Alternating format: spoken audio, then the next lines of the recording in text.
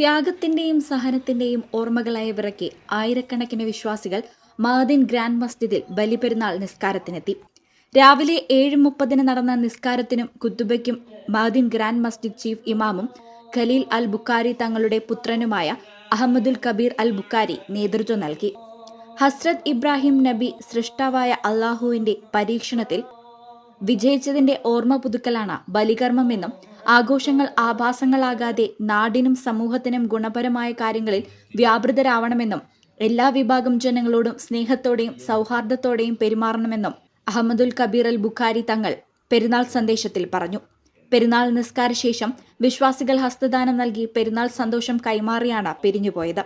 ഫലസ്തീനിൽ യാതനയനുഭവിക്കുന്ന കുരുന്നുകൾ അടക്കമുള്ളവർക്ക് പ്രത്യേക പ്രാർത്ഥനയും നടത്തി. പെരുന്നാൾ നിസ്കാരശേഷം വിട്ടുപിരിഞ്ഞുപോയ ഉറ്റവരുടെ ഖബറിടം സന്ദർശിച്ചു. ഒട്ടേറെ ഭിന്നശേഷി സുഹൃത്തുക്കളും പെരുന്നാൾ ആഘോഷങ്ങളിൽ പങ്കുചേരാൻ മഅദിൻ ഗ്രാൻഡ് മസ്ജിദിലെത്തി. ഭിന്നശേഷിക്കാരെ സഹായിക്കുന്നതിന് മഅദിൻ ഹോസ്പൈസ് പ്രവർത്തകരായ KT ജുനൈദ് സഖാഫി, ഇംതിയാസ് മഅലി, സലീം ആലത്തൂർപ്പടി, അജ്നാസ് ആലത്തൂർപ്പടി, ഇർഷാദ് അദനി, അർഷദ് കോണോംപാറ എന്നിവർ നേതൃത്വം നൽകി. ഈ ചാനൽ മലപ്പുറം.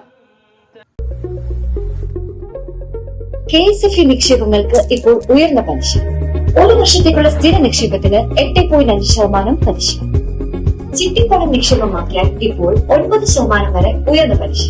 മുതിർന്ന പൗരന്മാർക്കുള്ള വന്ദന നിക്ഷേപ പദ്ധതിക്ക് 8.75% പലിശ.